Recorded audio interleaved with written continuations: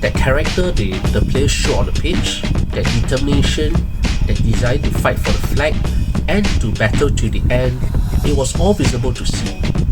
It was just those little details, especially the glaring weaknesses that Saudi exploited. Saudi were not fantastic, let us be honest. They got their revenge against Indonesia, but the Green Falcons were not fantastic at all. The first goal was really good, but it wasn't like the best display. And it was really, in a way, the Garudas were hard done by. And even with a one-man advantage, that came a bit too little too late. Ultimately, the responsibility for the defeat did not lie in the players who gave their all, but the rather questionable tactical decisions made by Clivert and his coaching staff before the game and during the match. It's a case of so close yet so far for Indonesia as they fell 2-3 to group host Saudi Arabia in their opening 4th round of Asia World Cup qualifiers Group B encounter in Jeddah earlier this morning. Two well-taken Cavendicks penalties were insufficient to salvage a point as Saudi scored 3 in between the two penalties to avenge for their 0-2 loss in Jakarta in the previous round of World Cup qualifying. And with this setback, Patrick Kluivert's Garudas have a lot to work to do as they face Iraq next on Saturday, or rather Sunday morning Malaysia time or Indonesia time, as they seek to keep their flagging World Cup qualification hopes alive. And as much as an all-round brave performance with plenty of gusto, with plenty of commitment and dedication to the cause, sometimes even to a fault that cannot be faulted overall, still questions persisted in the way how Patrick Kluivert and Alex Pastor set up this team ahead of the Saudi Arabia game that see the Green Falcons eager to seek revenge on home soil, with 3/4 of the stadium being filled up by their home supporters. So without further ado, we look at the talking points in which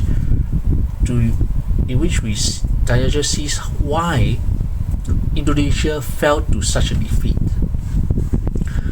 And the first thing we will have to look at is how Indonesia deployed its starting lineup. And for Indonesia, what is pretty clear is, for this game, they went back to a back 4. Yes, the first time since Patrick Kluivert's opening game in charge of the Garudas, where they used a back 4 in a rather disastrous 1-5 loss to Australia in Sydney. This time round though, this back 4 that Kluivert and the Indonesian coaching staff had produced were made of much sterner stuff, which is a positive. When you had Martin Pace back in goal, with Emil Aldero unavailable and due to injury, Pace was the next second best choice, and given rumours abound over his availability before this game, to have him confirmed for selection in the starting 11 was a huge sigh of relief. And also for good reason, as we saw later in the game how many saves he had to make in the game, particularly in the second half, to keep the score low before Indonesia added a second goal late in the encounter. And when you have a makeshift centre-back duo of Jay Itzis, the captain of the Garudas, and Kevin Dix, who usually plays at wing-back or full-back role, with Dean James at left-back and Yaakob Sayuri at right-back. Well, in balance, looking at the options available on the bench, this is probably not your usual pick or combo for a back 4 back line. But all said and done, Dix and Itzes were colossus at the back alongside pace. That triangle was actually pretty solid. But unfortunately, the back four was not well supported for much of the game by a rather weak midfield, where the coaching staff chose to put Joey Pelupessy and Mark Clark in the middle of the park. Pelupessy is more known to be defensive oriented, while he's a natural fit in the central midfield position, he tends to operate more as a playmaker rather than as an all-round midfielder. And then on the left side of midfield, in the absence of Marcelino Ferdinand, another local-born player is given a chance to shine. And this I will explain a little bit later why it was probably too early for Beckham Putra to be thrown deep into the cauldron early in his international career. Too early. And then on the right, you have Milano's Jonathan, who is making his competitive debut after he earned his first Indonesia cap in the 6-0 friendly win over Chinese Taipei in the September international window. And in that support striker and frontman, you got Patrick Kambuya and Mark Orat-Morgan playing their two roles respectively. But all in, the weak points, especially in the centre mid, which was rather lightweight against the Saudi Arabia trio, and an invisible left midfielder, allowed Saudi crucial control in the middle of the park, midway through the first half, and that laid the foundations for the Green Falcons to put a lot of pressure on the increasingly overworked back four, which resulted in possession being lost crucially in their own third, and that led to the two goals that they conceded in the first half, including the penalty. And without support from the midfield, all the back four could do was to drop deeper and deeper, and this allowed the Saudis to play quick short passes with the aim of opening up space for one of the attacking players to exploit, usually down the flanks, more of the time on the right, but also at times more of the time on their right, but at times on their left as well. So that put a lot of pressure on Pace and the centre-back duo of Dix and Itzes. Without these three performing heroic roles at the back, we could have seen Indonesia losing to Saudi by a much bigger margin. So the Indonesian fans have to be thankful for the trio for their fantastic effort at the back. Now, I already mentioned a little bit about the centre midfield that was a bit too lightweight, and it took until the Saudis' third goal for the coaching staff to finally realize that a two-man central midfield system was simply insufficient to support an overwhelmed defense.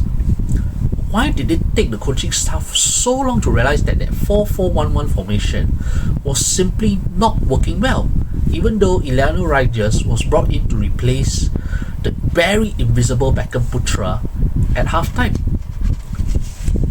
It was very puzzling why the Garuda's coaching staff had not thought about this predicament and finding the solution at a quicker time than they eventually did by introducing Tom Hay to bolster the centre midfield.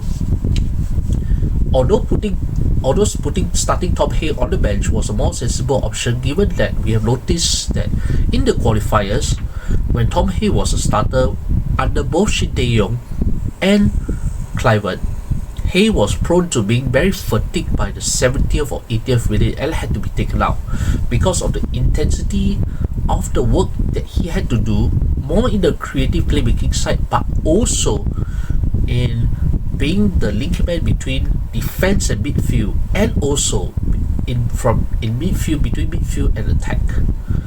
Imagine how much of the workload he had to do as a starter in centre midfield. So it was justifiable that Hay was a substitute to come on to provide some fresh legs in the middle of the park, and to provide, I think you can say, to bolster in what was rather a very flagging centre midfield pairing.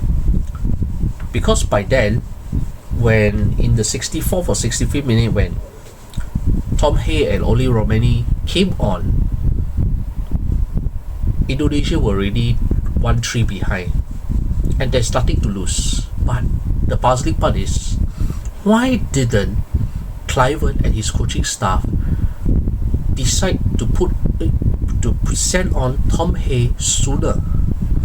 Because it's clear that while you have two strikers, but it's not like the two strikers were in sync or were capable of causing problems against the Saudi side that was overall not so fantastic in their performance, but had a few individual moments of brilliance and sharper technique to overcome those teamwork deficiencies.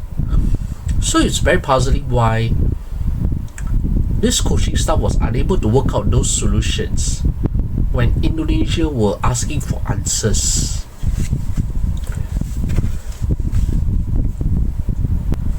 Because when Tom Hay come on, especially in midfield, he provided the creative engine that was visibly missing for much of the game.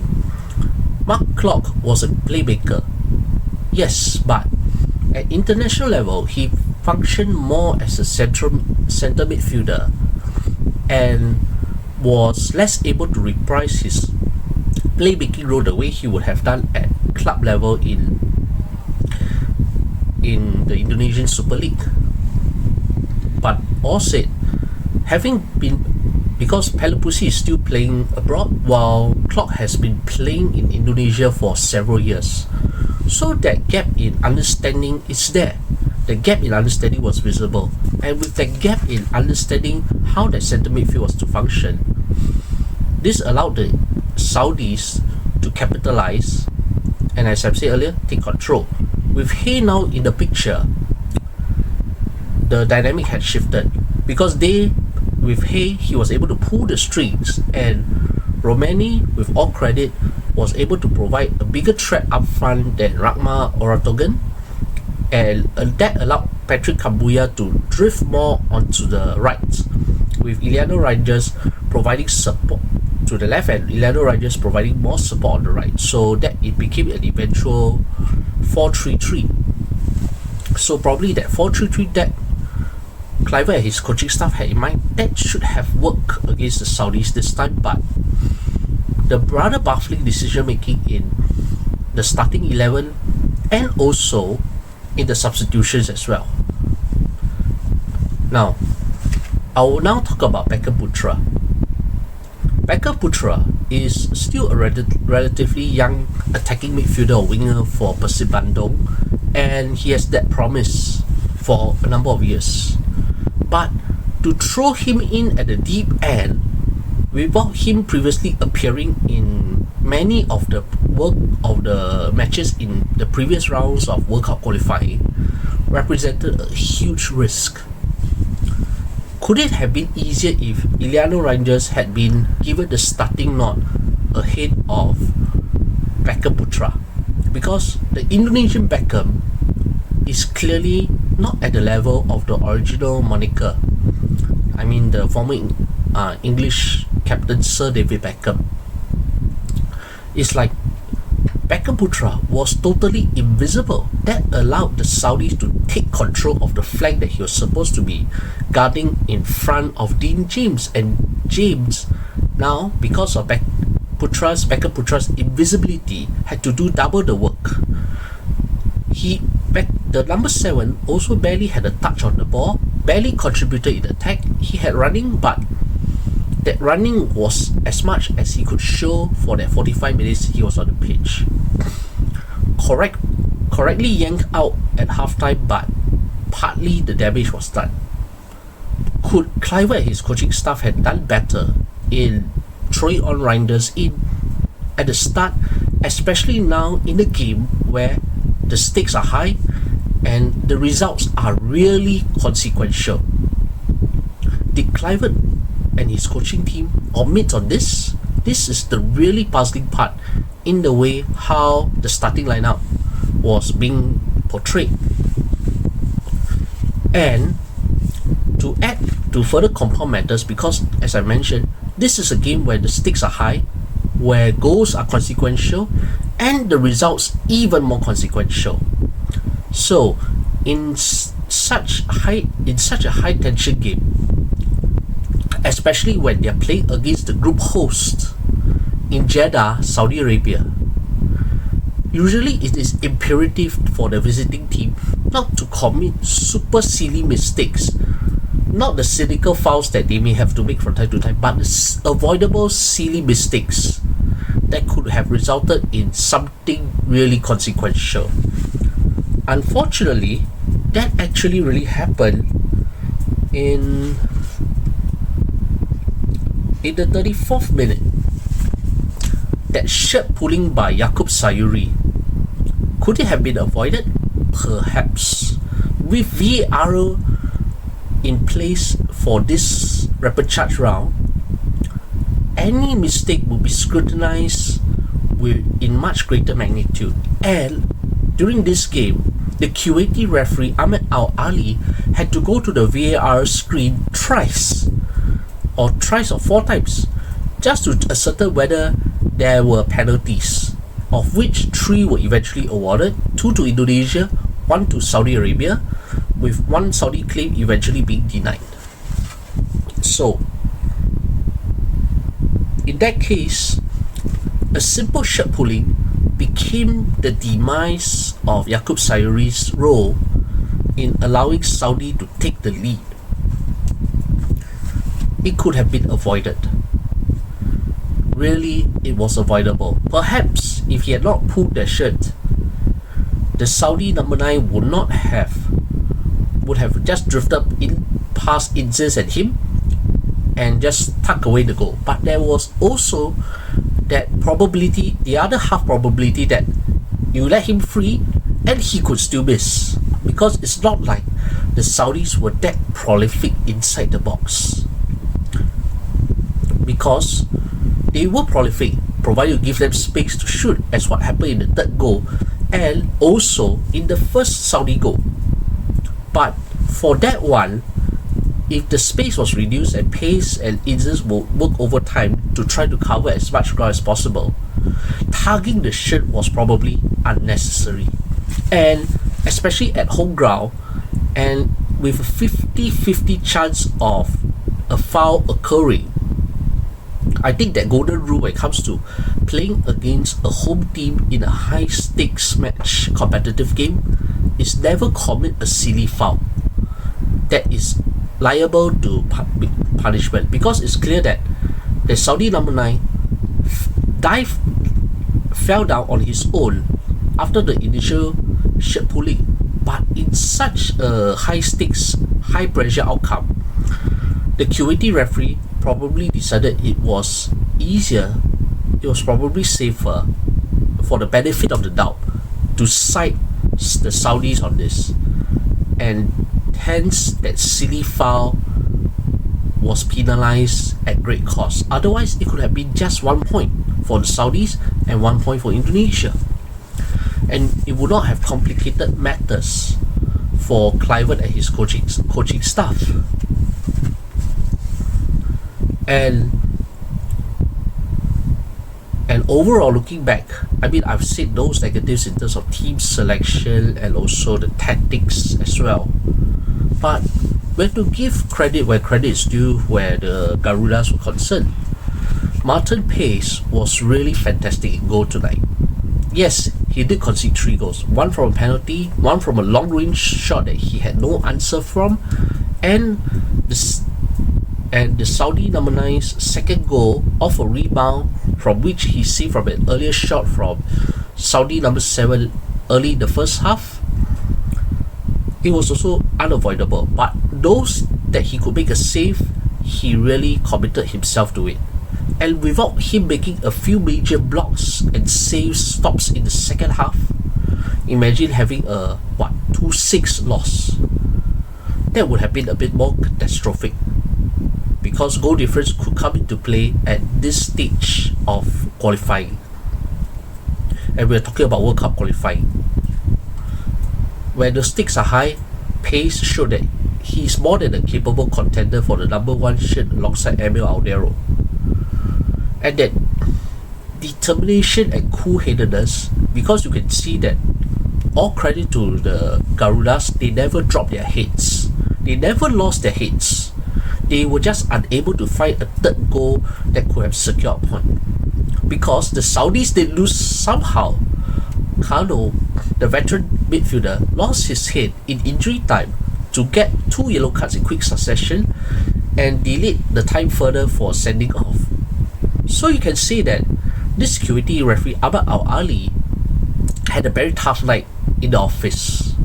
Yes, he gave 3 or 4 yellow cards to the Indonesians, but you could tell that the Indonesians were overall composed in their character. They did not lose their heads even when things were going tough.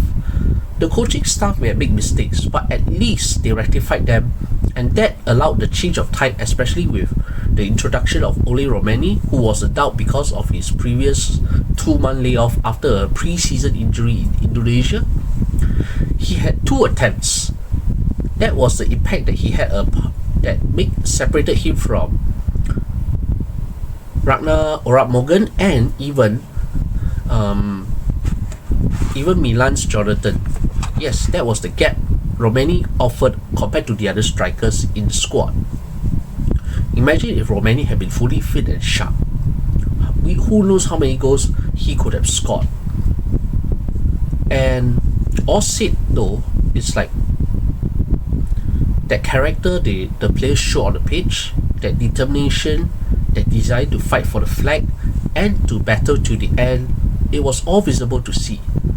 It was just those little details, especially the glaring weaknesses that Saudi exploited. Saudi were not fantastic, let us be honest. They got their revenge against Indonesia, but the Green Falcons were not fantastic at all. The first goal was really good, but it wasn't like the best display. And it was really, in a way, the Garudas were hard done by. And even with a one-man advantage, that came a bit too little too late. Ultimately, the responsibility for the defeat did not lie in the players who gave their all, but the rather questionable tactical decisions made by Clivert and his coaching staff before the game and during the match. It's like, when it was obvious that the 2-man midfield was so overwhelmed, why did they not react to making quick adjustments, even if it meant sacrificing one man early on, and to solidify the shape so that at least there was a small solid midfield to provide better protection to the overworked defense, compared to having 2 midfielders trying to undecided on whether they need to drop back further or to push a little bit forward in anticipation of trying to press, and or even being too tired to catch up with the backtracking defense, and that allowed so much space for the Saudis to exploit, especially later in the first half, particularly after after Indonesia scored first through the first Dix penalty. I think that loss of control in midfield ultimately was the downfall of the Garudas tonight, and that responsibility solely lies in the technical coaching staff, especially Clivert. The return to a back four was a gamble. It sort of worked, but the lack of a strong midfield was their undoing. And now Indonesia have only 3 days to regroup and to work out a more effective game plan ahead of their all or nothing final encounter against Iraq, who are going to be, in honesty, as tough, if not tougher opposition than what Saudi could offer. Those 3 days will be crucial in determining whether the Garuda's World Cup dream continues or it will come to a rather gallant end in Jeddah. We hope that Indonesia will be able to keep flying the Southeast Asian flag high, and that they will at least secure second place for the Intercontinental Playoffs. But first, Patrick Kluivert, Alex Pastor and the rest of the coaching staff had to work out a solution quick to determine what are the best tactical plans to be implemented against Iraq and what are the mistakes to avoid, the lessons that they learned in this Saudi game that they have to learn and bring forward for this Iraq game, because after this loss to the group host, there's no chance, there's no further room for error. Any error in the Iraq game and it will be goodbye to 2026 World Cup Finals in North America for the Garudas, which many Indonesian fans are still dreaming of in spite of this morning's defeat.